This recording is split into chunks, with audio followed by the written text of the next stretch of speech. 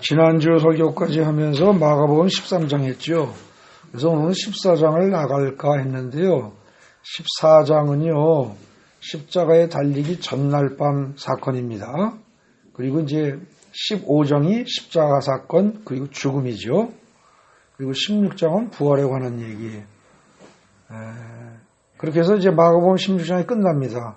그러니까 13장까지가 사실은 예수님의 가르침에 관해서는 13장까지가 끝이죠. 그래서 지난번에 우리가 9장까지를 정리했었습니다. 그래서 오늘은 10장부터 13장까지를 다시 한번 총정리를 하겠습니다. 제가 왜 이렇게 자꾸 총정리하고 또 반복하고 또 반복하고 하느냐면요. 여러분들 성경 식독을 해도요. 성경 통째로 식독을 해도 성경의 주제 파악이 잘 안 됩니다. 대부분의 사람들이. 무슨 말인지 몰라요. 근데 이 마가복음 하나만 제대로 알면 이게 성경 전체를 압축하는 겁니다. 꼭 마가복음 아니어도 됩니다. 마태든 마가든 누가든 요한이든 사복음서 중에 어느 하나만이라도 확실하게 알면 나머지는요 쫙 열립니다. 뚫어집니다. 네? 기본만 확실하게 돼 있으면 그 다음에는 나머지 성경 읽기가 쉬워집니다. 그래서 사복음서를 다 알고 나면 그 다음에 사도행전 이하 모든 서신서들이 있죠. 사도행전 이후에 로마서부터 해서 나온 모든 서신서들. 그건 무지무지하게 쉽게 뚫립니다. 근데 그걸 하나하나 하려고 하면 무슨 말인지 못 알아들어요. 그래서 이 마가복음은 사복음서 중에서 제일 짧은 것이고 가장 어떻게 보면 핵심적인 내용을 요약한 겁니다. 이게. 이거 하나를 확실하게 알아두기만 한다면 기독교의 큰 줄거리, 핵심은 다 파악하는 겁니다. 그러니까 여러분들이 이 마가복음 설교가 끝난 다음에도요, 계속 반복해서 들으셔가지고 1장부터 16장까지를 다 꿰고 있어야 됩니다. 그 정도 하셔야 돼요. 제가 설교하는 거 한 번 듣고서 끝내지 마십시오. 그렇게 들어서는 아무 의미가 없습니다. 여러분, 지식만 늘어날 뿐입니다. 머릿속에 지식만 늘어나면 어떻게 돼요? 사람이 교만해질 뿐입니다. 교만은 패망의 선봉이라고 그랬습니다. 망하는 지름길이에요. 성경 말씀을 지식으로만 알고 그러고 그냥 끝나는 사람, 그건 망하는 지름길로 가는 사람입니다. 완전히 내 걸로 만들어서 그야말로 피가 되고 살이 되고 이 마가복음 16장 전체 말씀이 내 것으로 들어와야 됩니다. 나하고 하나가 돼야 돼요. 그러려고 그러면 수없이 읽고 듣고 하셔야 됩니다. 수없이. 다른 거 많이 하려고 들지 마십시오. 다른 거 많이 해봐야 거의 의미가 없습니다. 성경 많이 읽은 사람으로는요, 뭐 국내에도 몇백 독씩 한 사람들이 있죠. 제가 그분들을 무시하려고 드는 게 아니고요. 많이 읽은 사람을 무시하려고 드는 게 아닌데, 제가 중국 단기 선교 다니면서 쭉 중국 선교하면서 보면은요, 거기 조선족 전도인들, 그 사람들은요, 성경 50독 한 사람은 어디 가서 끼지도 못합니다. 100독이 기본입니다, 100독이. 성경 전체 100독이. 근데 그렇게 읽은 사람들이 성경에 대해서 질문하면 얼마나 아느냐? 애석하게도 잘 모릅니다. 정보는 많이 알고 있습니다. 무슨 얘기하면 그거 이사야에 나온다, 그거는 어디 나온다, 뭐 그러고 그게 무슨 말씀이다 그러고 대충은 압니다. 근데 진정 뜻을 아느냐 모르는 거죠. 그래서 제가 그게 안타까워서 제가 지금 마가복음 하나만 집중적으로 계속 파는 겁니다. 여러분들이 잘 이해하시고 계속 반복해 들으셔가지고 마가복음 1장부터 그냥 성경책 보지 않고 그냥 줄줄줄줄 여러분들이 내용의 그 주제의 흐름을 쭉 읊어낼 수 있을 만큼 그렇게 알아두셔야 됩니다. 그러면 그게 여러분들에게 힘이 됩니다. 여러분들에게 영적인 힘이 됩니다. 그 영적인 힘으로 결국 어떻게 되냐? 질병을 이기고 가난을 이기고 모든 문제를 이기고 정신병까지 이길 수 있습니다. 그러니까 말씀은 하나님의 말씀은 그 말재간 이런 거 중요하지 않습니다. 권능이 있고 능력이 있어야 됩니다. 마가복음을 여러분들이 설교를 듣고 또 마가복음을 읽고 그 듣고 읽은 말씀을 가지고 선포하고 그 말씀에 의지해서 살아나가면서 여러분들의 문제를 여러분들이 스스로 해결할 수 있지 않으면 그러면 말씀 그거 헛한 겁니다. 헛공부한 거예요. 그거 알아서 뭐 할 거예요? 뭐 그거 알았다고 세상에 나가서 그야말로 떡이 생깁니까? 밥이 생깁니까? 아무것도 아니에요. 근데 그게 제대로 알게 되면은요. 여러분들 사는 게 인생 자체가 본질이 달라집니다. 근데 이건 어떻게 말을 할 수가 없습니다. 깨달은 사람만 합니다. 겪어본 사람만 알아요. 네. 뭔가 건강식품 선전하면서 좋은데, 참 좋은데, 그러면서 그런 거 있죠? 좋은데, 참 좋은데, 어떻게 말을 할 수가 없다. 이제 이러면서 하는 거. 그건 똑같습니다. 여러분들 절대 대충 넘어가지 말고 꼼꼼히 살펴보시기 바랍니다. 오늘 10장부터 정리를 합니다. 근데 10장부터 하려면 또 1장부터 9장까지 한 걸 또 잊어먹었을까봐 앞부분을 더 연결시켜야 되는데 앞부분을 다 연결시키려면 또 시간이 많이 걸립니다. 그래서 제가 8장, 9장만 간단히 거기 써놨습니다. 연결고리로. 왜냐하면 8장, 9장, 10장에 예수님이 십자가에 못 박혀 죽고 부활할 것이다라는 자기가 죽고 부활할 것이라는 얘기를 8장, 9장, 10장에 3번 연속해서 하십니다. 그래서 거기서부터만 잘 보면 이제 대충 알 수가 있죠. 어떻게 돌아가는 건지. 근데 1장부터 7장까지는 대부분 어때요? 1장은 나 예수는 하나님의 아들이다. 2장은 나 예수가 곧 성령이다. 3장에서 2장이 곧 하나님이다. 3장이 곧 내가 이 성령이다. 삼위일체 하나님이다. 그 얘기하고 그 다음에 4장에 말씀이라는 씨앗이 떨어져서 하나님 나라가 이루어진다. 그 얘기했죠. 그죠? 그 다음에 5장부터가 어떻게 된다고 그랬어요? 5장부터. 5장, 6장, 7장, 8장, 9장, 10장까지가 네 자신 죽여라. 네 자신 죽여라. 이겁니다. 그럼 네 자신을 죽이라 할 때 육신의 목숨을 끊으라는 얘기냐? 그게 아니고 뭐예요? 네 자아를 죽여라. 자아를 죽인다는 게 결국은 뭐예요? 너의 생각과 감정과 의지와 지식과 경험과 모든 거 다 죽여라. 그거 하나도 쓸데없는 거다. 그것이 있으면 성령이 너에게 들어가서 역사하지 못한다. 그거 다 죽여라. 네가 옳다고 생각하는 거 말도 안 된다. 네가 옳다는 것 거의 다 죄악이다. 하나님이 옳다고 하시는 게 진정 옳은 것이요. 하나님이 선하다고 하는 게 진정 선한 것이지. 네가 보기에 옳은 것은 네가 보기에 너에게 유리한 것이요. 네 육신에게 유리한 걸 가지고 옳다고 말한다. 여러분들 안 그렇습니까? 남편이 아내가 자기한테 잘해주면 이쁘고 좋죠. 그죠?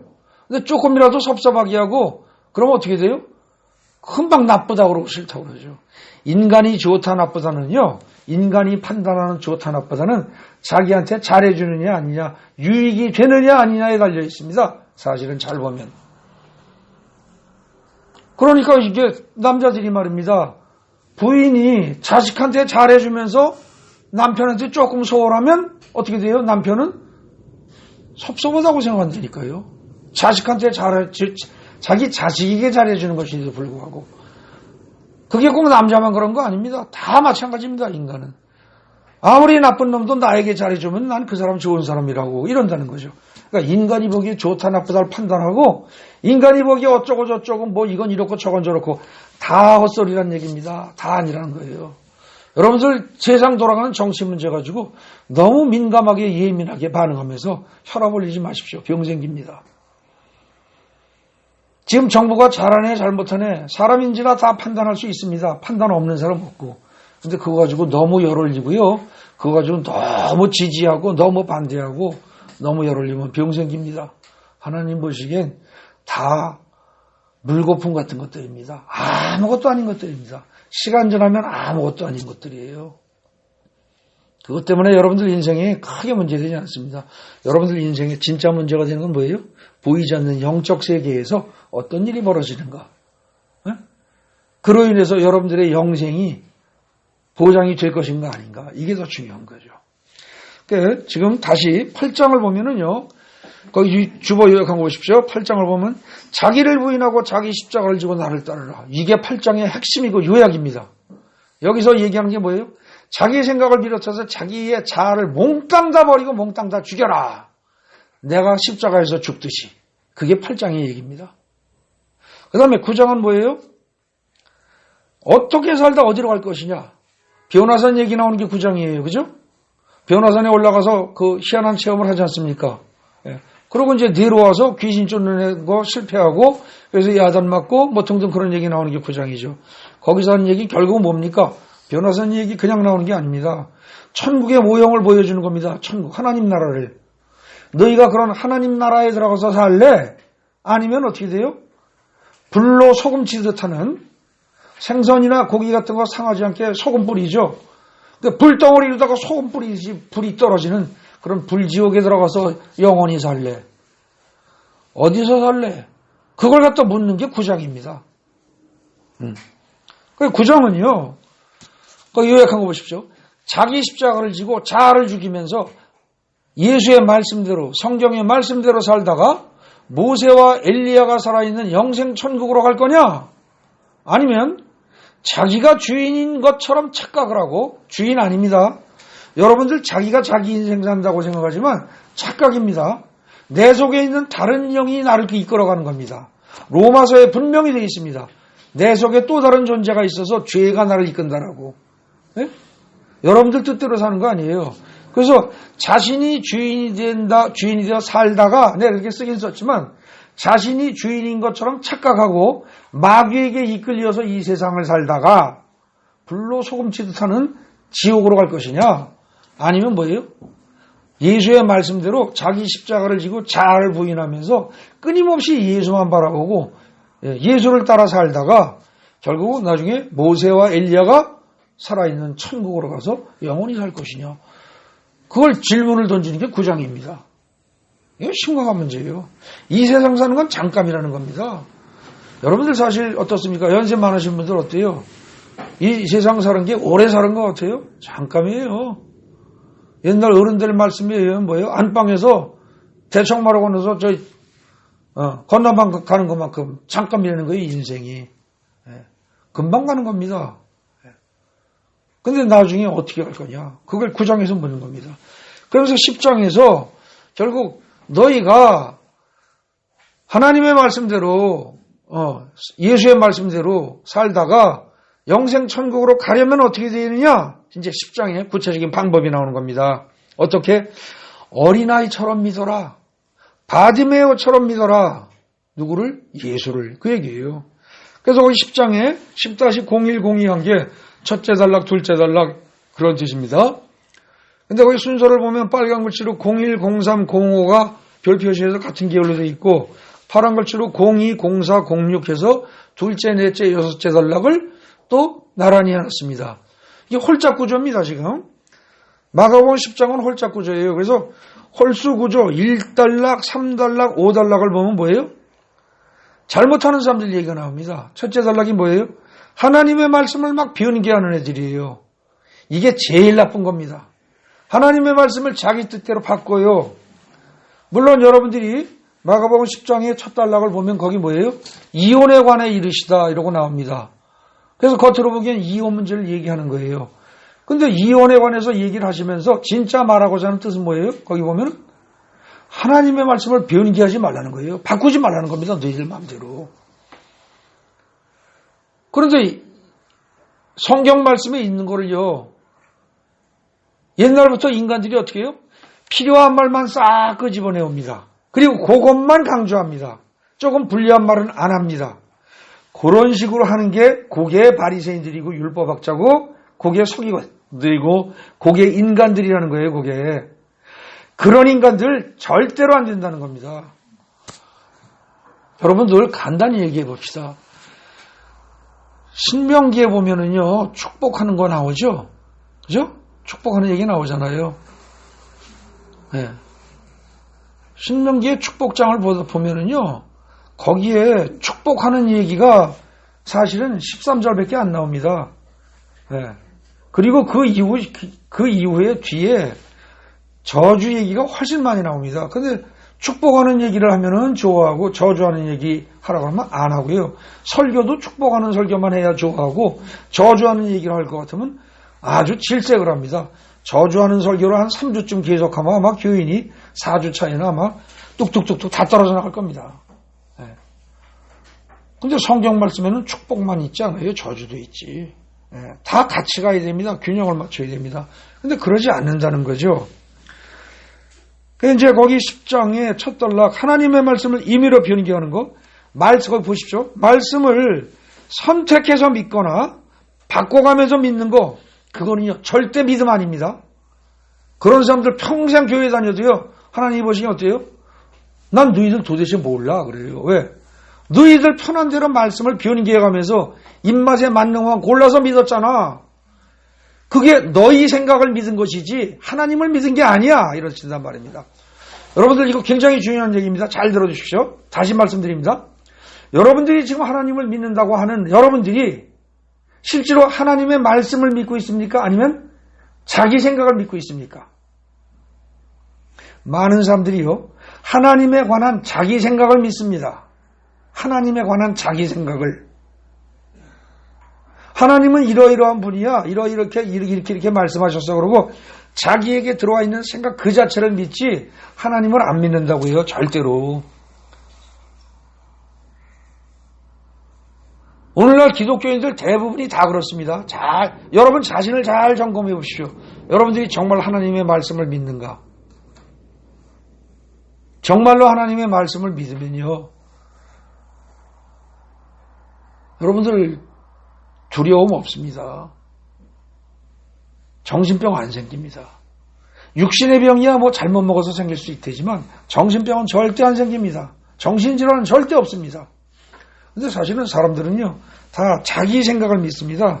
그래서 거기에 하나님의 말씀을 변개하면서 말씀을 선택해서 믿거나 변개해서 믿는 거, 이거는요, 하나님을 믿는 거 아니에요. 절대로 아닙니다. 그러니까 하나님의 말씀을 필요한 것만 골라서 믿고 자기에게 유리한 것만 골라서 믿는 거, 이건 뭐예요? 씁쓸한 건 다 뱉어버리는 거, 악용하는 겁니다. 하나님의 말씀을. 그러니까 그런 식으로 하면서 유태인들이 어떻게 했다고요? 본부인을 버리고 계속 여자를 재혼하고 할 때 이혼 증서만 써주면 된다? 이런 식으로 모세가 말한 걸 악용했다는 거죠. 그러니까 그건 뭐예요? 완악한 거라는 거예요. 완악한 겁니다, 이거는. 그 얘기라는 게 첫 단락이에요. 그 첫 단락의 요지는 이혼 문제, 너희 이혼 증서 써준다고 해서 여자 버리면 안 된다. 겉보기엔 그 얘기지만 사실은 본질은 뭐예요? 절대로 말씀을 네 멋대로 입맛에 맞게 변개해서 적용하지 마라. 그거는 실제 말씀 모르고 그냥 사는 놈보다 더 나쁜 놈이에요, 이거는. 하나님을 이용해 먹는 거니까. 그죠? 완악한 겁니다. 그 다음에 셋째 단락 봅시다. 셋째 단락은 뭐예요? 셋째 단락 얘기는 부자 청년이 와서, 내가 말씀 다 지켰습니다. 뭘 해야 내가 영생을 얻겠습니까? 이렇게 묻습니다. 그죠? 그랬더니 예수님이 뭐라 그래요? 너 재물 다 팔아서 줘. 재물 다 팔아서 줘. 그러면 너 영생 얻을 수 있어. 이렇게 얘기하십니다. 그랬더니 못하고 근심하고 갔다고 그랬습니다. 내가 어떤 선행을 해서, 사람이 어떤 선행을 해서 영생을 얻겠다는 거, 이거 무지무지하게 나쁜 거라는 거예요. 완악한 생각이라는 겁니다, 이게. 교만한 생각이라는 거예요. 영생은 하나님이 주시는 것이지, 지가 잘나서, 지가 열심히 모여서, 지가 잘해가지고, 지가 선행을 해서 영생을 얻겠다? 착각이라는 겁니다. 교만의 극치라는 겁니다. 잘못됐다는 거예요. 남 보기엔 그럴듯합니다. 훌륭합니다. 왜요? 행동이 반듯하고, 남이 보기에 모범이 되고, 누구에게나 잘해주고, 선행을 하니까. 그런데 그렇게 해서 영생을 얻겠다? 이 세상 살면서 모든 사람의 칭찬은 받을지 몰라도 하나님이 보시기엔 그 인간은 뭐예요? 위선자입니다. 하나님을 무시하는 존재입니다. 영생은 하나님이 주시는 건데 지 노력으로 얻겠다고 하니 하나님에게 대적하는 자입니다. 그런 자들 절대 천국에 못 간다는 거예요. 실패하는 자의 두 번째 사례입니다. 다섯째 단락 빨간 글씨 10-2 보십시오. 너희 중에 누구든지 으뜸이 되고자 하는 자. 지금 이 얘기가 보면은 그 제자들이 누가 더 크냐 그러고 싸웁니다. 그죠? 누가 더 크냐 그러고 뭐 어쩌고 막 티격태격해요. 그런 얘기 나오는데 너네 우리 가리고 뭐 이러면서, 그런데 클라고 드는 자, 자기가 잘났다고 내세우려고 드는 자, 이 자들 절대 천국 못 들어간다는 겁니다. 절대입니다. 절대. 그래서 지금 10장에 1단락, 3단락, 5단락은요. 천국에 들어갈 때 반드시 실패하는 자들이 누구누구다? 첫째, 누구라고요? 하나님의 말씀을 임의로 변개해가면서 필요한 것만 골라서 취하는 애들. 얘네들 못 가고요. 둘째, 자기의 노력으로 자기의 의로 선행을 해서 천국에 가겠다고 하는 애들 절대로 못 들어갑니다. 그런 애들이 천국 들어가는 건 뭐 하는 것만큼 어렵다? 낙타가 바늘구멍 들어가는 만큼 어렵다. 왜요? 재물을 다 나눠줘야 들어가는데 못하잖아요. 불가능하다는 얘기죠. 근데 그 말은 재물만 다 나눠주면 들어가느냐? 아니에요. 율법을 몽땅 다 613가지 율법을 몽땅 다 지켜야 천국 간다는 겁니다. 그러니까 하겠어요? 불가능하다는 겁니다. 그러니까 율법으로 선행으로 천국 갈 생각하지 마라 그 얘기입니다. 그 다음에 5번째 그게 뭐였어요? 으뜸이 되고자 하는 자. 여러분들 교회에서요 장로 되려고 머리통 깨지게 싸우는 사람들이 있어요. 그 사람들 천국 못 갑니다. 성경대로 하면 못 갑니다. 안 하려고 했는데 사람들이 자꾸 장로가 되라고 밀어붙여가지고 얼떨결에 돼가지고서 참 이거 고민이네. 나 같은 사람이 장로를 한다니 이렇게 되면 장로래야 진짜입니다. 근데 이것 때문에 선거운동하고 뭐하고 세상에 정치하는 사람들 선거운동하듯이 그렇게 해가지고 사람들한테 표 얻어서 장로 되려고 하는 사람들 뭐 되긴 될 겁니다. 각고의 노력을 그렇게 하면 장로야 세상에도 되겠죠. 그런데 천당은 못 갑니다.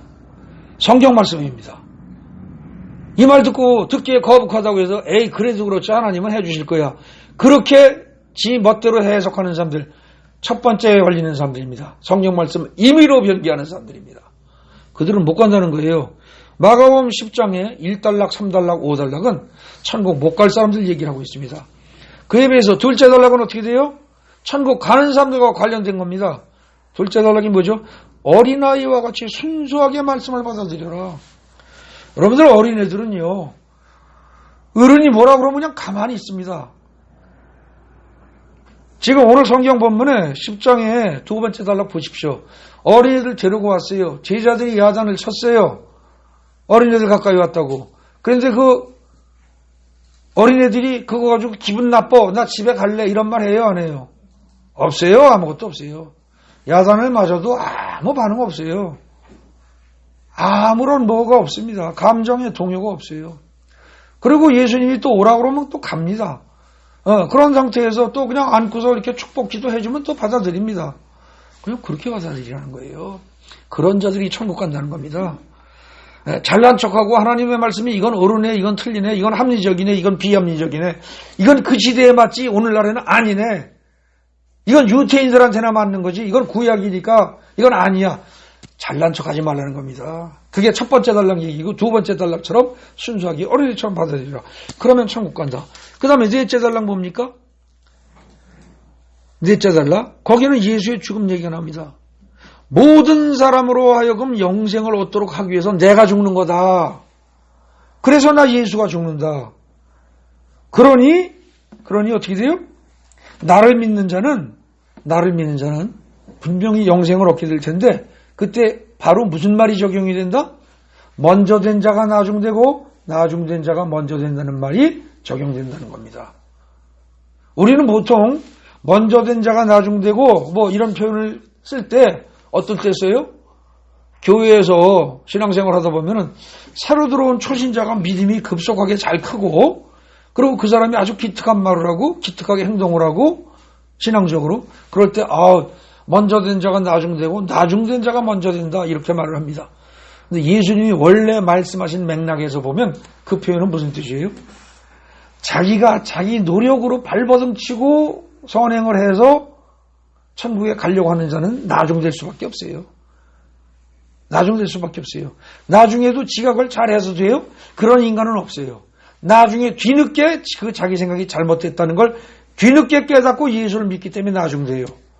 그런데 나중된 자, 신앙생활을 늦게 시작했는데 예수 믿고 예수 믿는 것만이 천국 가는 지름길이다라는 사실을 그냥 어린애처럼 받아들인 자, 걔네들은 선행한 거 하나도 없고요. 여러분들 교회 다니면서 술 마시고 담배 피는 사람 있을 수 있어요. 그 사람들 술 마시고 담배 피면서 교회 다니면서 천국 못 가요? 그거는 오히려 갈 수 있어요. 아시겠습니까? 교회 다니는 사람이 술 마시고 담배 핀다고 해서 교회 헛다니는 거 아니에요. 그거는 오히려 그런 사람은 천국 갈 수 있다니까요. 근데 못 가는 건 누구다? 말씀을 변개하거나 그 다음에 아까 뭐라고 그랬어요?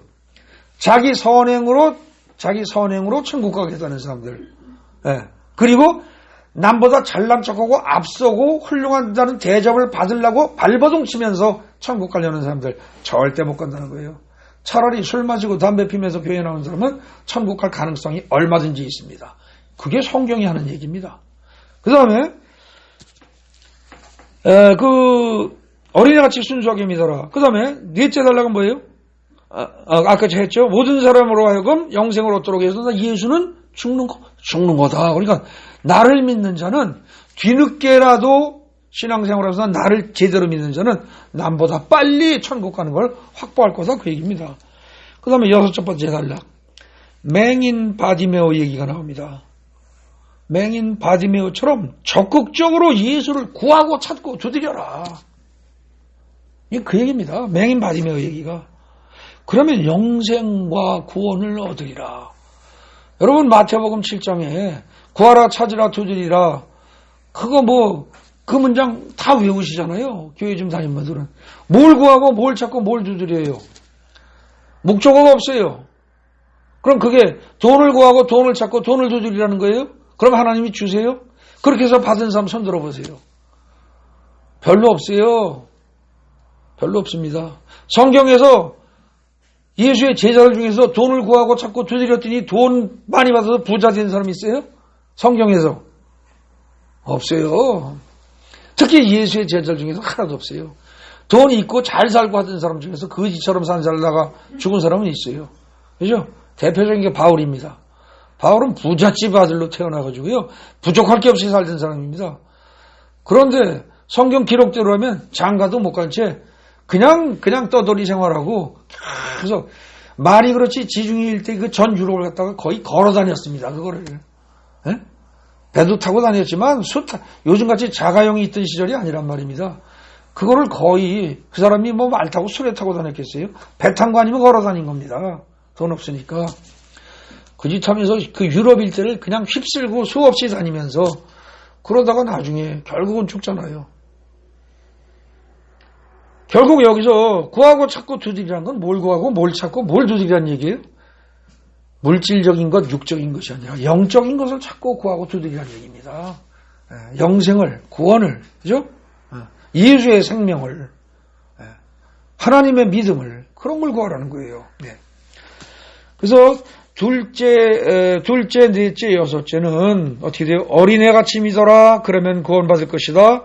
그 다음에 뭐라고요? 예수를 믿어라. 그러면 구원받을 것이다. 그 다음에 마지막 게 뭐죠? 바디메오처럼 믿어라. 그러면 구원받을 것이다. 세 가지 중에서 가운데 걸 핵심 물어본다면 그걸 어떻게 돼요?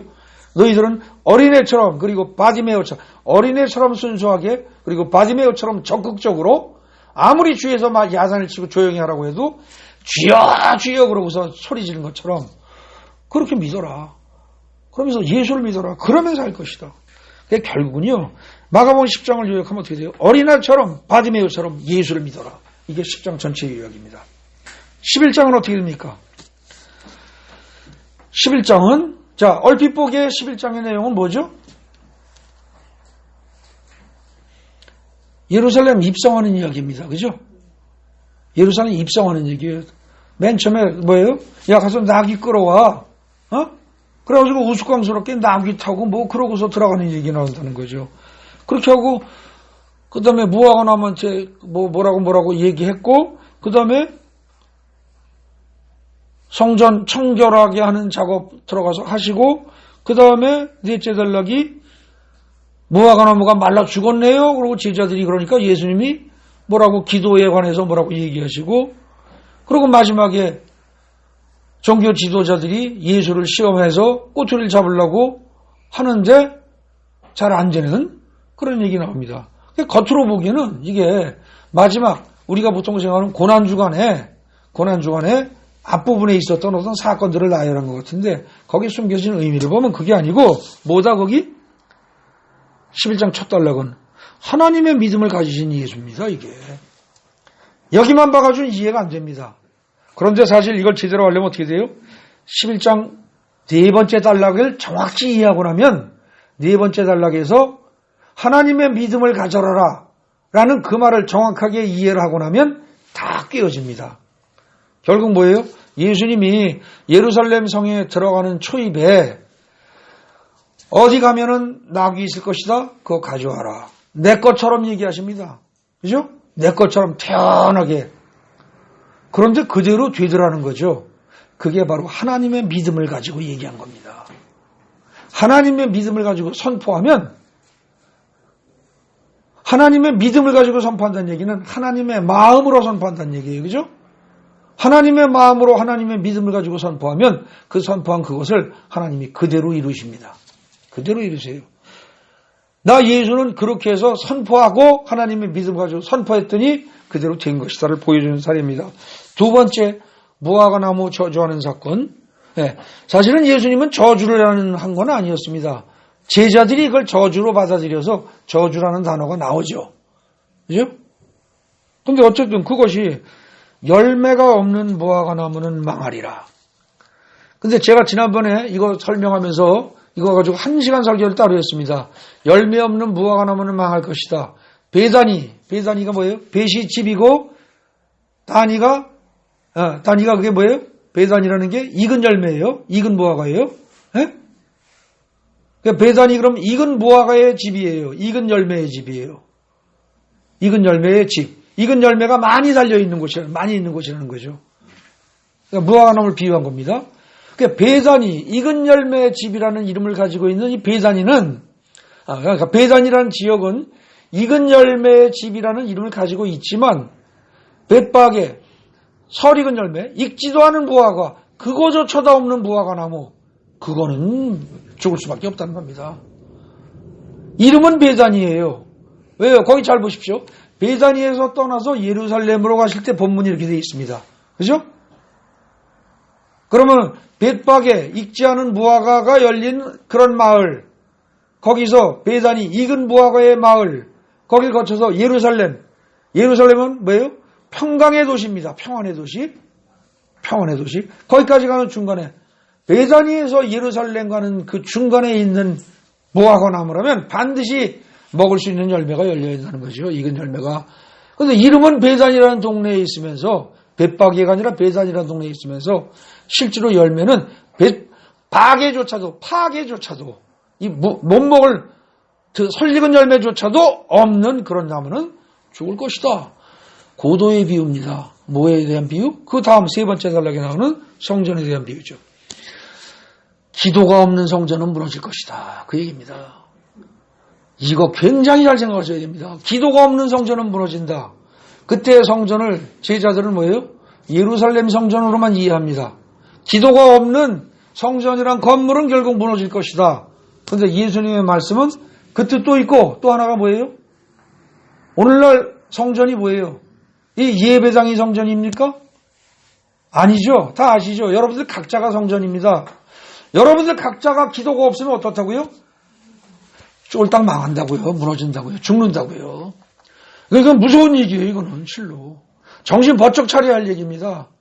오늘 요즘에 우리가 먼저 교회 있을 때 성경 공부, 말씀 공부를 죽도록 하다가 이번 교회 여기 옮기면서부터 기도로 다 계속해서 하는 이유가 왜요? 살려고. 기도가 없으면 죽는다고 그랬으니까. 기도가 없는 성전은 성전이 아닙니다. 그거는 무화과 나무 말라 죽은 것처럼 말라 죽게 돼 있다는 거예요. 원래가. 예. 그럼 여러분들 정신 똑바로 차리셔야 됩니다.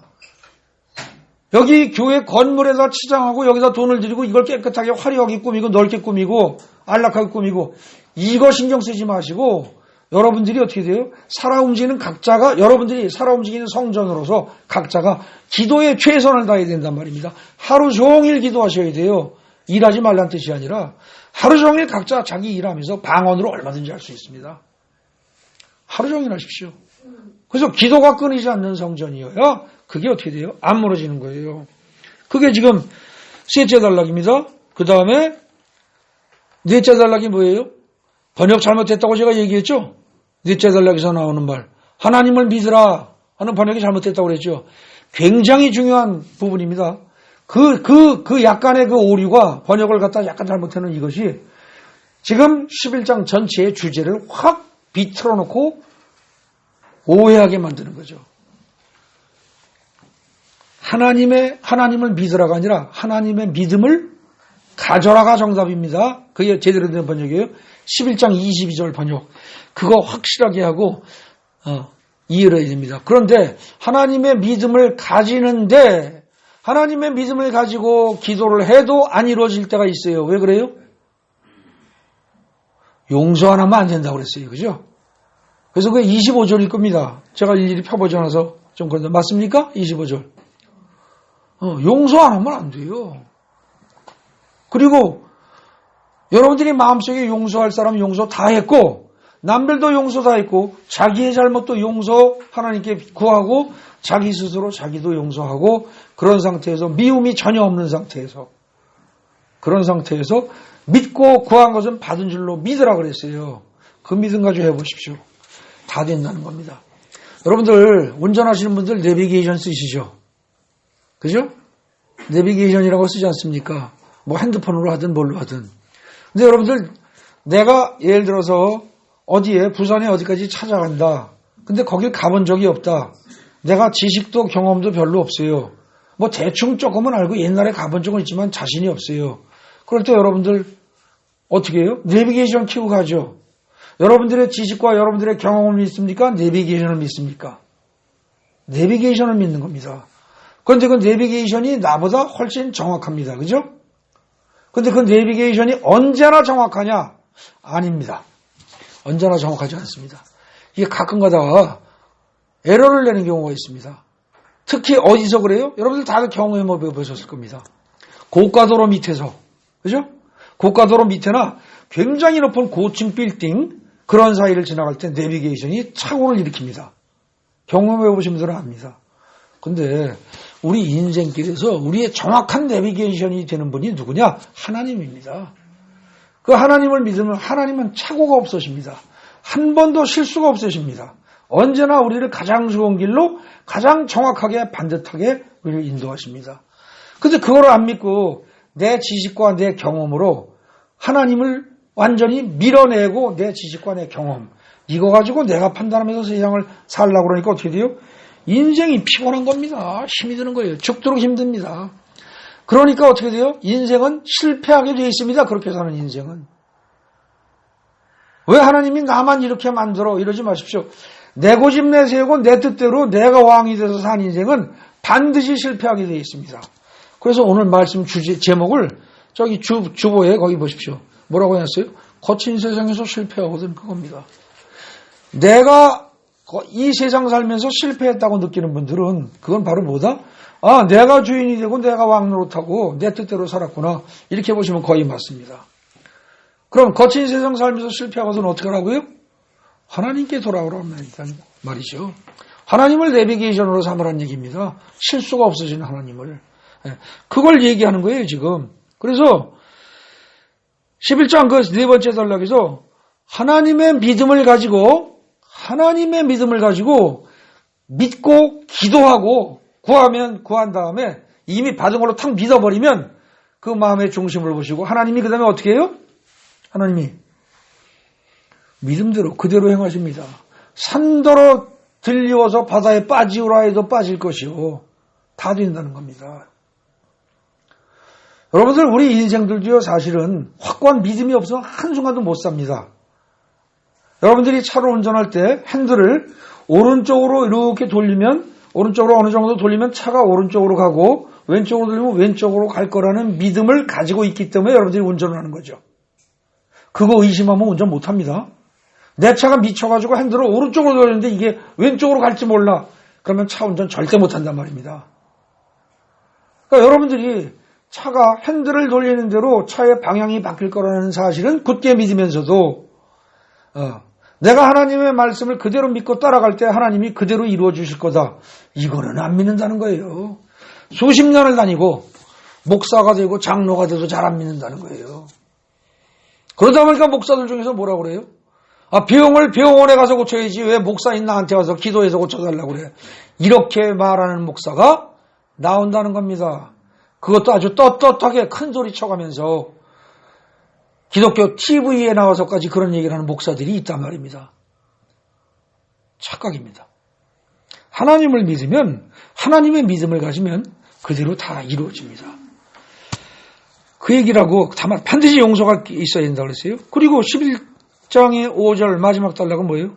하나님의 권세를 가지신 예수인데 인간들은 예수를 오해해가지고 야, 네가 도대체 그 하는 행동이 우리들은 너한테 그런 권세를 준 적이 없다. 근데 우리한테도 안 받았는데 네가 감히 뭐가 잘났다고 어디서 받았다고 네가 그러는 거야? 이러고 꼬투리를 잡는 겁니다. 그러니까 예수님이 야, 나는 권세를 요한의 경우는 어떻게 돼요? 하늘로부터 받았느냐 사람으로부터 받았느냐 그러면 어떻게 돼요? 하늘로부터 받았다고 대답할 수밖에 없어요. 그죠? 그런데 지금 예수님은 어떻다는 겁니까? 야, 이놈들아, 나는 너희들한테 권세와 권위를 받는 건 아니고 요한처럼 하늘로부터 받은 것도 아니고 나는 하늘의 주인으로서 권세와 권위를 주는 사람이야. 그런데 내가 그 얘기하면 너네들 알아듣겠어? 도대체 못 알아듣는 너희들에게 내가 이리 말할 가치가 없어. 지금 그 얘기하시는 거예요. 그 마가복음 11장은요. 거기 빨간 글씨로 제목에 요약해 놓은 거 있죠. 믿고 기도하되 용서가 전제가 된다면, 그러니까 용서한 후에 믿고 기도하면 어떻게 된다? 반드시 다 이루어진다는 겁니다. 여러분들, 제가 요즘 우리 교회에서 암환자 몇 명 놓고 기도하지 않습니까? 근데 그 기도할 때 기도하는 마음이 해줬으면 좋겠다, 해주시옵소서. 아유, 그런데 그게 되겠어? 그렇게 하는 기도 100년을 해도 안 됩니다. 그냥 태연하게 믿어버리십시오. 하나님이 안 해주실 이유가 없다. 안 해주실 이유가 없다. 전능하신 분이, 그 다음에 그 아들이, 자녀들을 위해서, 다 형제들을 위해서 낫게 해달라고 아버지한테 기도하는데 아버지가 능력 없으면 몰라도 능력이 충분한데 왜 안 해주시겠어요? 그죠? 그 다음에 그게 나쁜 거 아닌데. 그러니까 반드시 해주실 거다. 그걸 믿고 하는 겁니다. 근데 만약에 치료 효과가 없다. 그러면 지금 오늘 본문처럼은 뭐예요? 믿음이 없거나, 첫째, 용서를 안 했거나, 그죠? 그 다음에 기도를 안 했거나, 셋 중에 하나라는 겁니다. 아주 명쾌합니다. 여러분들 병이 됐든, 돈 문제가 됐든, 인간관계 문제가 됐든, 뭐가 됐든 간에 문제가 해결이 안 된다. 그 셋 중에 하나입니다. 믿지 않고, 하나님이 나 같은 사람한테 해주시겠어? 이런다든지, 교회 다닌 지도 얼마 되지 않는데, 성경도 한 번도 제대로 안 읽었는데, 여러분 성경 한 번도 제대로 안 읽었다고 해서 하나님이 안 들어주고? 절대 안 그렇습니다. 그런 거 없습니다. 하나님을 몰라도 하나님의 은혜로 해주시기도 합니다. 무한한 은혜로. 죽은 놈 살리는데 죽은 놈이 믿음이 있어요? 나인성 과부의 아들이 죽었다 살아났죠? 근데 나인성 과부의 아들은 믿음이 없었어요. 그럼 나인성 과부, 그 어머니는 믿음이 있었냐? 그 사람도 없었어요. 근데 오로지 주님의 은혜만으로 살아난 일도 있습니다. 그죠? 그러니까 여러분들이 잘해서 무슨 은혜 받고 그런 거 아니에요. 다만 여러분들은 어린애처럼 받아들이기만 하면 된다는 거죠. 네. 그러니까 11장은 전체가 믿고 기도하되 용서가 전제되면 반드시 다 이루어진다. 이렇게 요약이 됩니다. 그 다음에 이제 12장이 뭐냐. 이게 시간이 좀 많이 걸려서 간단히 하겠습니다. 12장은요. 오늘 성경 본문을 이게 10장부터 13장까지 10, 11, 12, 13 해서 4개장을 요약하려니까 어디가 핵심이다, 무엇을 본문으로 하겠다라는 게 참 어려웠습니다. 근데 사실은 전체적인 내용으로 보면 이 마가복음 12장 그 중에서도 뭐예요? 네 번째 단락. 그리고 아까 우리가 오늘 읽었던 성경 본문. 하나님을 사랑하고 이웃을 사랑하라. 이게 기독교 전체의 핵심입니다. 이게 기독교 전체의 핵심이에요. 그래서 결국 그 얘기하는 거예요. 근데 1절, 그건 이제 샌드위치 구조로 되어 있습니다. 12장 첫 단락은 하나님이 보낸 선지자는 물론요, 하나님의 아들까지도 죽이는 자들, 이 종교 지도자들입니다, 얘네들이. 예수님 살던 시절에 종교 지도자들이에요. 얘네들이 선지자는 물론요, 하나님의 아들까지 죽이는 자들이라는 거예요. 그런데 이 이야기가 예수님 시절에만 적용이 될까요? 아닙니다. 오늘날에도 똑같습니다. 그러니까 사실은 이 첫 단락을 읽고 가슴이 뜨끔해야 할 사람들은 누구냐? 오늘날에 여러분들 같은 평신도가 아니라 오히려 저 같은 목사를 포함해서 저보다 큰 목사라고 그러고 큰 교회를 가지고 있다고 그러고 교단 총회장이라고 하고 신학대 교수라고 하고 저를 포함해서 저보다 잘났다고 주장하는 사람들, 그 사람들이 가슴이 뜨끔하고 받아들여야 할 내용입니다. 이게 하나님의 아들까지도 죽이는 자들. 근데 그들이 어떠냐? 맨 마지막 단락, 6째 단락. 가난한 과부, 전 재산이라고는 2랩돈밖에 없는 가난한 과부애를 종교적으로 신앙적으로 세뇌시켜서 그 2랩돈마저 다 헌금하게 만들고 굶어 죽을 수밖에 없도록 만드는 인간들이라는 겁니다. 그러니 어떻게 돼요? 그런 인간들이 중심이 돼서 있는 성서는 망할 수밖에 없는 겁니다. 그 얘기가 슬슬 진행되는 거예요.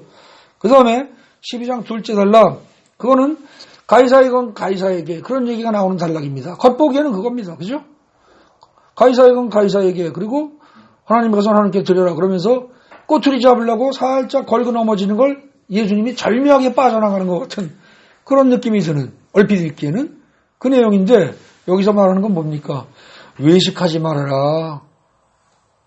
너희 세금, 이스라엘 백성들이 로마 정부에게 세금 안 낸다고 고집 세우면 의롭고 아주 배짱 좋고 정의롭고 훌륭하고 그거 내면 비굴하고 그런 거라고 착각하지 마. 그거랑 상관없어. 진짜 중요한 건 그들에게 세금을 내냐 안 내냐의 문제가 아니라 정작 중요한 건 너희 자신이 하나님의 형상대로 지음받은 존재니까 너희가 너희 자신을 하나님께 드리느냐 안 드리느냐를 생각해라. 그 얘기죠. 그죠?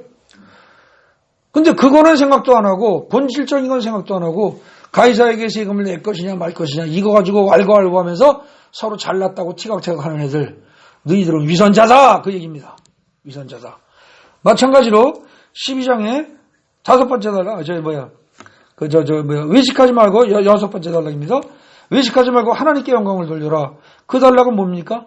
서기관들은 지네들이 남들에게 존경받고 칭찬받고 높은 자리에 앉는 거 좋아하는데 인간이 칭찬받고 존경받고 높은 자리에 앉으려고 드는 인간들 나쁜 놈들이라는 거예요. 몽땅다. 성경은 무지하게 단호하게 얘기합니다. 부드러운 것 같지만 원래 하나님이 받을 영광을 인간이 받으려고 드는 애들, 그런 애들이 기독교 망치는 애들이라는 겁니다. 자, 저는요, 이 목사가 돼서 좋은 점이 이런 것들이 평신도보다 목사에 대한 지적이라는 사실을 내가 이렇게 마음 놓고 얘기할 수 있어서 좋습니다. 근데 여러분들이 그러면서 통쾌만 하시면 안 됩니다. 여러분들 중에서 직분이 올라가면서 장로가 되고 권사가 된 다음에 마치 세상 모든 권세를 다 얻은 것처럼 목에 힘주는 사람들 반드시 지옥 갑니다. 권사가 되면 겸손해지시기 바랍니다. 더없이 낮아져야 됩니다. 장로가 되면 더없이 낮아져야 됩니다. 그것이 직분인 줄 알고 대단한 직분인 줄 알고 세상에 큰 소리 치다 보니까 사람들 사이에 뭐라고 그래요? 세상에 천하에 내세울 게 없는 인간이 교회에 와서 장로되고 권사되더니 온 세상 다 가진 것처럼 큰 소리 친다. 이런 비난을 듣는 겁니다. 그런 식의 비난을 듣는 목사나 권사나 장로가 돼서는 안 됩니다. 정신 똑바로 차리셔야 됩니다. 그 다음에 12장의 3번째 단락, 육적인 눈으로 성경을 오해하지 말아라. 부활론쟁, 육적인 눈으로 여기서 결혼하고 사니까 죽은 다음에도 결혼하고 산다. 전만의 말씀이다. 오해하지 마라. 성경 전체를 만약에 영의 세계를 육의 세계처럼 똑같이 생각하고 오해하면 큰 문제 생긴다. 그리고 그거에 대응되는 게 뭐예요? 15째 단락입니다. 육적인 눈으로 그리스도를 오해하지 마라. 나 예수가 곧 그리스도인데 내가 곧 그리스도다. 근데 너희들은 그리스도인 걸 못 알아본다는 겁니다. 왜? 육적인 눈으로 보니까 그리스도가 눈앞에 와 있는데 코앞에 와 있는데 모른다는 거죠. 네. 그래서 지금 거기 12장은 샌드위치 구조로다가 그 모양새가 딱 색깔까지 해서 제가 표시해놨습니다. 알아보기 쉬울 겁니다. 긴 설명 안 하겠습니다. 그렇게 하면서 핵심은 뭐다? 정작 말하고자 하는 건 하나님을 사랑하고 이웃을 사랑해라. 하나님을 진짜 사랑하면 어떻게 돼요? 하나님의 말씀 듣죠.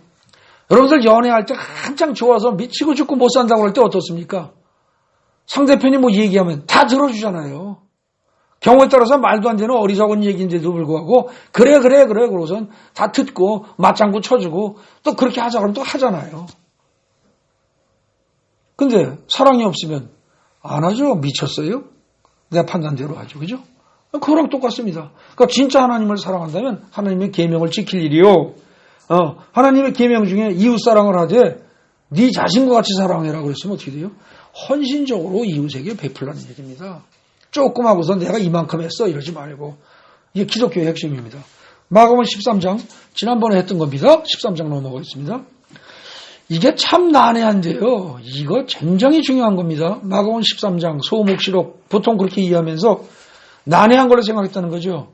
근데 거기 요약한 거 보십시오. 첫째 단락은 뭐다? 성전 건물은 결국 무너지리라. 이게 첫째 단락의 요지입니다.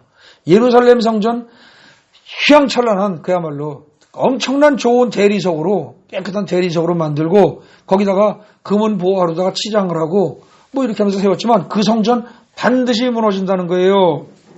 눈에 보이는 성전을 너희를 구원할 것, 눈에 보이는 성전이 너희를 구원할 거라고 착각하지 마라.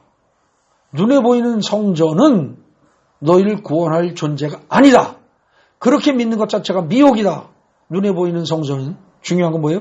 건물이든 육신이든 모두 다 무너지리라. 이 얘기하는 겁니다. 여러분들 영원히 살 자신 있는 사람 있습니까? 없습니다. 평생 동안 감기 한번 안 앓고 살다가 죽는 사람이 있다 칩시다. 반드시 죽습니다. 그 사람도.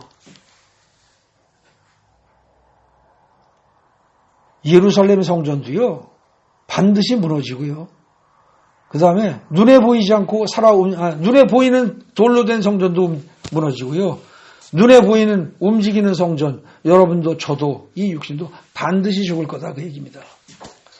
그러니까 거기에 눈에 보이는 성전에 치장을 많이 하는 사람들, 어리석은 사람들입니다. 교회 건물에 엄청난 돈을 들이는 사람들, 불쌍한 사람들입니다. 지가 스스로 얽매이는 겁니다. 거기에 얽매이면 어떻게 돼요? 교회 재산이 많아지면 많아질수록 교회 사역자가, 목회자가, 관련된 장로들이 욕심이 생겨날 겁니다. 그거 많아지면 안 됩니다. 교회 건물 결국 무너질 겁니다. 무너질 것에 최선을 다하는 어리석은 짓 하면 안 됩니다. 여러분, 육신도 마찬가지입니다. 결국은 죽습니다. 거기다가 온갖 정성과 치장을 다하고 죽을 때까지 거기다 돈을 들이고 시간을 드립니다. 뭐 돈이 하나님이 주신 거 좀 드릴 수 있습니다. 시간을 거기다 많이 들이지 마십시오. 너무 많이 들인 건 미련한 짓입니다. 언제 죽을지 모르는데 갑자기 오늘 갈 수도 있는 건데. 그죠? 정신 똑바로 차려야 됩니다. 둘째 단락 잘 읽으십시오. 둘째 단락 잘 읽으면 이게 무슨 얘기냐면요. 환난이 일어날 때 성령을 의지해라. 요약하면 이렇게 됩니다. 너희 인생 사는 것은 환난이 끊일 날이 없다. 근데 환난의 시작인데 이 시작은 절대 끝은 아니다. 그런 말이 나옵니다. 읽어보면 둘째 단락에.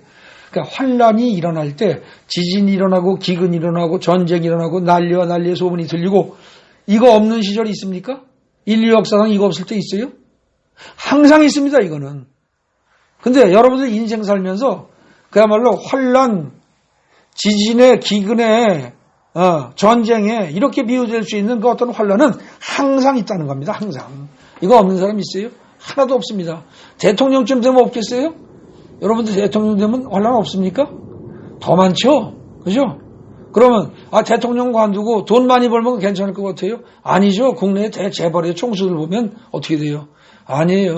어떤 사람도 환난과 고난이 없는 사람은 없습니다.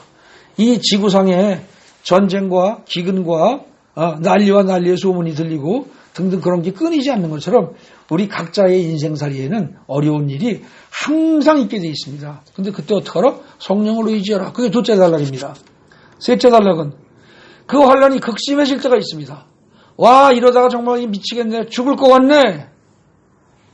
미치겠네. 이럴 때 미혹되지 말라는 거예요. 그때 꼭 나타나는 인간들이 뭐다? 내가 그리스도다. 내가 구원자다. 내가 너를 건질 사람이다. 그리고 옆에서 사람이 도움의 손길을 주겠다고 한다든지 내가 그리스도다. 내 말을 따라라. 이런 존재들이 나타난다는 거죠. 절대 아니라는 겁니다. 절대 아니다. 그래서 환난이 극심해지면 극심해질수록 어떻게 된다? 그래서 정말 죽을 것 같고 나 개인만이 아니라 국가 전체가 도시 전체가 나라와 민족 전체가 죽을 것 같은 그런 상황이 되더라도 설령 그렇게 되더라도 사실 그 모든 환난을 전체적으로 주관하시는 분은 누구다? 하나님이라는 겁니다. 그리고 그 하나님이 그 환난을 주관하실 때 환난의 때가 언제며 그 기간이 얼마나 되는가, 길게 잡을 것인가 짧게 잡을 것인가, 그리고 그 시기를 더 미룰 것인가 아니면 지금 이 순간에 할 것인가, 언제 할 것인가, 그거를 결정짓는 게 하나님이 혼자 하시는 게 아니고 우리가 기도하는 데 따라서 바뀔 수 있다는 겁니다. 이 셋째 단락 잘 읽어보세요. 그 얘기예요. 읽어보면 그런 말 나오잖아요. 너희가 그런 그 환난 그런 어려운 때가 겨울에 일어나지 않도록 기도하라. 이런 거 있잖아요. 그럼 너희가 기도하면 바뀔 수 있다는 겁니다. 결국 하나님이 우리가 인생을 겪으면서 겪는 모든 극심한 고난과 모든 정말 죽을 것 같은 고난을 기간을 짧게 하거나 그 기간이 미뤄지고 땡겨지고 짧아지고 길어지고 하는 모든 것을 결정짓는데 그때 하나님이 고려하시는 변수가 뭐다? 우리의 기도라는 겁니다. 그러니까 기도 많이 해야 되는 거예요. 그 얘기가 지금 셋째 단락입니다. 그리고 14절 환난의 마지막 때 셋째 단락은 마지막이 아니에요. 셋째 단락은 마지막이 아니고 진짜 마지막 때 환난의 마지막 때 결국 뭐예요? 죽을 때입니다. 진짜 죽음이 코앞에 다가온 것처럼 느낄 때가 아니고 진짜로 죽을 때 그때 어떻게 된다? 환난의 마지막 때에 예수가 오리라. 너희가 예수를 보게 될 것이다. 근데 그때 그 예수가 어떻게 돼요? 인자가 권능과 영광으로 오는 것을 모든 사람들이 보게 될 것이다. 여러분들 죽음이 코앞에 임박하고 실제로 죽어서 딱 죽는 순간에 영이 떠나는 순간 여러분들은 어떻게 돼요? 예수의 모습을 보거나 아니면 뭡니까? 못 보면 지옥으로 가는 겁니다. 그러니까 이거 무지무지하게 심각한 얘기예요. 예. 그리고 이건 개인의 삶의 얘기입니다. 그러면서 마지막이 뭐예요? 다섯째 단락에서 마지막에 맨 마지막 절 이게 뮤지지 중요합니다. 맨 마지막 절이 뭐라고 되어 있어요? 맨 마지막 절 읽어보십시오. 예? 모든 사람에게 하는 말이다 그랬죠. 그죠? 너희는 깨어있어라. 내가 모든 사람에게 하는 말이다. 그러면 뭐예요? 모든 사람이라고 그러면 제자들만도 아니요. 이스라엘 백성들만도 아니요. 그때 당시에 관련된 사람들이 아니란 얘기예요. 인류 역사상 있는 모든 사람들에게예요. 그죠? 그러니까 모든 사람들에게 하는 말이라고 그러면 결국 이 얘기는 무슨 얘기입니까? 마가복음 13장 전체는 너희 개인적인 육신의 죽음이 끝날 때 그 소리입니다. 예? 그러니까 여기 23장 다섯째 단락은요. 거기 빨리 제목 요약하는 거 있죠. 영의 상태에서 깨어 있어서 영으로 깨어서 육신의 마지막을 대비하라 그 얘기입니다. 예? 육신의 마지막을 대비하기 위해서 항상 영으로 깨어 있어야 한다. 그 얘기하는 거예요. 그러니까 지금 여러분들 어떻게 하다가 돈 좀 벌고 좋은 집에 좋은 차 사고 돈 좀 벌고서 살만하다고 해서 흥청망청 띵까띵까 즐겁게 놀고 즐기고 이러고 있으면 어떻게 돼요? 영으로 깨워서 육신의 마지막 때를 준비하는 게 아니에요. 그건 깨어있는 게 아니죠. 자는 거예요. 근데 그렇게 자다가 초저녁에 올지 한밤중에 올지 새벽에 올지 주님이 오시는 순간에 주님을 못 만나고 끝나는 수가 있다는 겁니다.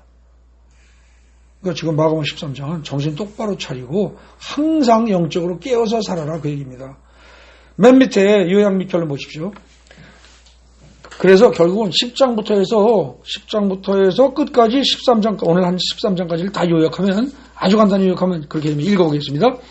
어린아이처럼 예수를 믿고 바디메오처럼 영적인 눈을 떠라. 이게 10장이에요. 그 다음에 어린아이의 믿음이 끝나는 거 아닙니다. 어린아이의 믿음이란 의혹이 없는 믿음이에요. 의혹이. 즉 하나님의 믿음과 같은 거예요. 어린아이의 믿음 그래서 우습게 오고 하나님의 믿음 그러면 굉장히 고차원적이고 아니고 어린아이의 믿음과 하나님의 믿음은 통합니다. 의혹이 없다는 점에서 완전히 통하는 거예요. 극과 극이 통하는 거예요. 그래서 그게 같은 건데 용서를 한 후에 11장의 결론이 그겁니다. 용서를 한 후에 하나님의 믿음으로 즉 어린아이의 같은 믿음으로 기도하고 선포하면 하나님이 하나님의 권능으로 다 이루신다. 그걸 태연히 믿어라. 이 말이 진짜 내 마음속에 깊이 들어오고 이것이 진짜 그대로 믿어지고 내가 지금 죽을 병에 걸렸지만 맞아. 내가 정말로 믿고 하면 하나님이 이거 깨끗이 나를 살려주실 거야. 이걸 그대로 믿으면 믿음대로 그대로 이루어진다는 겁니다. 그런데 남은 그런 사람이 있다고는 하지만 그걸 어떻게 믿어. 그리고 내가 당해보니까 믿을 수가 없어. 믿음대로 갑니다. 잘 생각하시기 바랍니다. 그 다음에 12절은 뭐예요? 성경도 그리스도도 오해하지 말아라. 그리고 바로 깨달아라. 이게 12장이 하는 얘기예요. 12장이. 성경이나 그리스도를 오해하지 말고 바로 깨달아라. 그래서 어떻게 해라? 하나님을 온전히 사랑하고 이웃을 내 몸같이 사랑하는 사람이 되라. 어떻게 살아라? 예수님이 마지막에 십자가에 달리기 직전에 지금 거의 마지막 설교 계속하면서 기독교의 핵심을 다 요약하는 거예요. 그 다음에 13장은 뭐죠? 너희가 세상 살면서 환난은 늘 있을 것이다.